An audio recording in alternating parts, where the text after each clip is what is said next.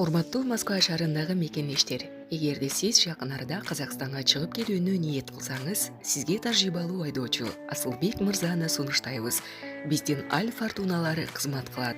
Унабыз ыңгайлуу жана кенен жолдо кыйналбайсыз. Жолго чыгарда документти чорнойдон текшеребиз. Без пересадка өзүбүз алып кирип чыгабыз. Биздин дарек метро проспект Мира 39А. Биздин байланыш номер +7926 929 1820.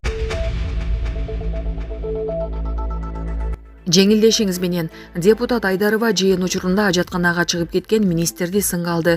Бүгүн 7 февралда жогорку кеңештин жыйынында депутат Айгүл Айдарова маданият министрин сынга алды. Жыйында Туркия менен биргеликте маданий борборлорду ачуу тууралуу мыйзам долбоору каралып жаткан. Депутат Айгүл Айдарова суроо берейин деп жатканда маданият министри Алтынбек Максутов ордунан туруп жыйындар залынан чыгып кеткен. Айдарова анын кайда кеткенин сурады.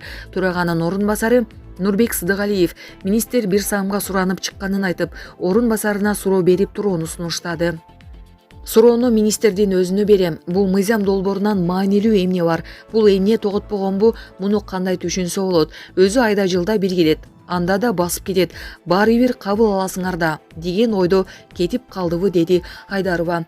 Сыдыгалиев министр ажатканага чыкканын айтууга мажбур болду. Азыр келет. Жанатан бери суранып жаткан. Эми ачык эле айтайынчы, ажатканага кетти. Азыр келет, деди ал.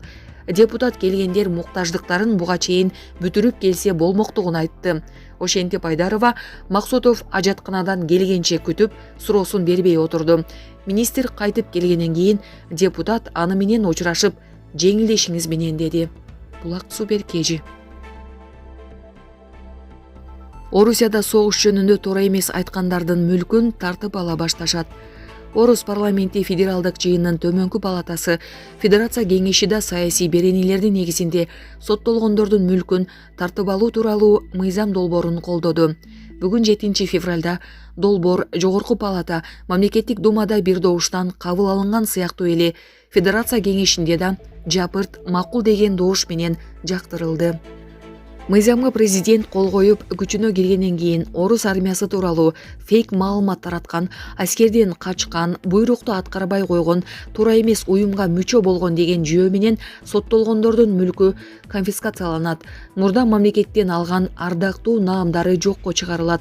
Өлкөнүн кылмыш жаза кодексиндеги тийиштүү беренелердин көбү Орусия Украинага кол салгандан кийин киргизилген же мурдагыдан катуулатылган. Бирок ошол эле кодексте мүлк адам кылмыш жасаган же кылмыш жасоо үчүн колдонулган учурда гана конфискация болору жазылган. Орусиянын сот органдары фейк деп Украинадагы согуш тууралуу Орус коргоо министрлиги жарыялаган маалыматка дал келбеген, аны жокко чыгарган мазмундагы кабарларды, маалыматтарды, билдирүүлөрдү аташат. Оуду инфо уюмунун маалыматына караганда Орусияда согушка каршы позициясы үчүн кеминде 830 кишиге кылмыш иши ачылган. Булак Азаттык. АКШнын мамлекеттик катчысы Блинкен президент Жапаровго кат жолдоду. АКШнын мамлекеттик катчысы Энтони Блинкен Кыргызстандын президенти Садыр Жапаровго кат жолдоду. Президенттик аппараттын маалыматты Азаттыкка тастыктап, каттын мазмуну тууралуу комментарий берилген жок. Тышкы иштер министрлигинин басма сөз кызматы кийинчерээк толук маалымат болорун билдирди. 7 февралда Акипресс агенттиги Блинкен Жапаровго 17 январда кат жолдогону тууралуу жазып, анын текстин айрым бөлүктөрүн жарыялаган. Анда Блинкен парламентте каралып жаткан чет элдик өкүл жөнүндөгү мыйзам долбооруна тынчсыздануу билдиргени айтылат. Мамлекеттик катчы Кыргызстандын жарандык коому чөлкөмдөгү эң күчтүү жана өлкөдөгү демократиянын негизги бөлүгү экенин белгилегени көрсөтүлгөн. Блинкен эгер чет элдик өкүл жөнүндөгү мыйзам долбоору кабыл алынса, Кыргызстандагы бейөкмөт уюмдардын ишмердигине терс таасир этип, өлкөнүн эң чоң байлыгына коркунуч келтирерин кошумчалаган. Бүгүн талаштуу мыйзам долбоору жогорку кеңештин жалпы жыйынында каралмак. Бирок күтүүсүздөн парламенттин күн тартибинен алынган депутат Дастан Бекешев Telegram каналына жазды. Парламенттин басма сөз кызматы бул маселе эмне үчүн күн тартибинен алынганынын чоо жайы тууралуу маалымат жоктугун билдирди. Коомчулукта чет элдик өкүл деген ат менен таанылган коммерциялык эмес уюмдар жөнүндө жана кылмыш жаза кодексине өзгөртүү киргизүү тууралуу мыйзам долбоору 2023 жылы жылы 25 октябрда жогорку кеңеште биринчи окууда кабыл алынган. 23 январда парламенттин конституциялык мыйзамдар, мамлекеттик түзүлүш, сот укук маселелери боюнча комитети аны экинчи окууда колдогон.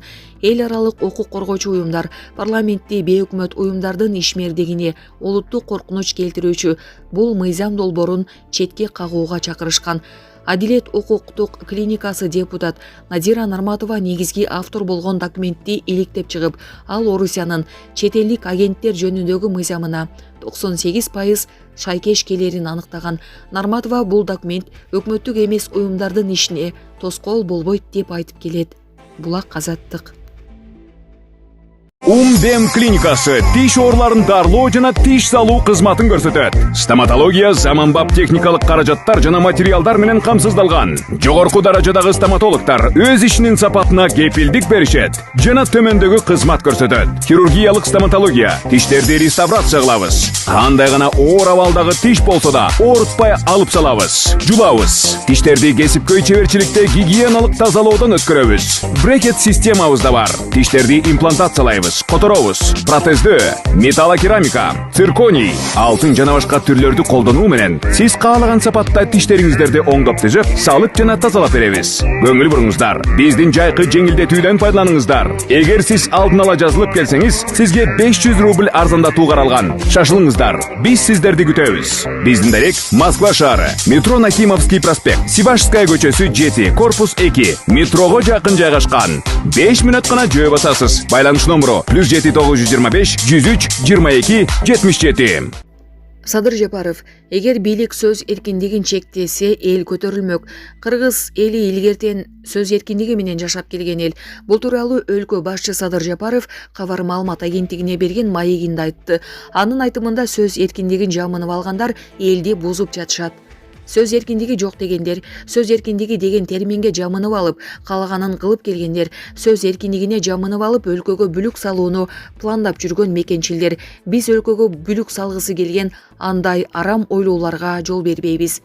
Сөз эркиндиги деген терминге жамынып алып, биздин менталитетибизге, салтыбызга, табиятыбызга туура келбеген үгүт иштерин жүргүзүп, элди бузуп жатышат. Жалган маалымат таратып, кимдир бирөөлөрдүн аброюна шек келтирген учурлар болуп жатат, деди өлкө башчы. Ошондой эле президент маегинде эгер бийлик сөз эркиндигин чектегенде эбак эле эл көтөрүлүп кетмектигин айткан. Эгер бийлик сөз эркиндигине каршы адилетсиз кадамдарга барсак, эбак эле эл көтөрүлүп кетмек. Ал эми чыныгы сөз эркиндигин колдонуп, бийликти сындап, бийликте отурган коррупционерлердин бетин ачып, кемчиликтерди айтып тургусу келген жарандарыбыздын жөнү башка. Алардан бизге бир гана пайда келет. Андай жардам бергиси келген жарандарыбыз интернет аркылуу же Бишкектеги Горький аянтында каалашынча айтып, кайрылуу кыла беришсин. Уятсыз, мыйзам бузган чиновниктердин бетин ачканга салым кошкон болушат. Андайлардан дароо тазаланганга бизге жардам берген болушат. Бизде ким эмнени кааласа сүйлөп жататку, сүйлөй беришсин. Ойлорун көчөгө чыгып айтабы же интернеттен айтабы айта беришсин. Эч ким тыйбайт. Биз мамлекет катары өлкөгө тартипти, мыйзамдуулукту орнотуп, адамдардын бири-бирин сыйлай билүүсүнүн эрежесин түзүп кетишибиз керек, дейт Садыр Жапаров. Булак Суперкежи.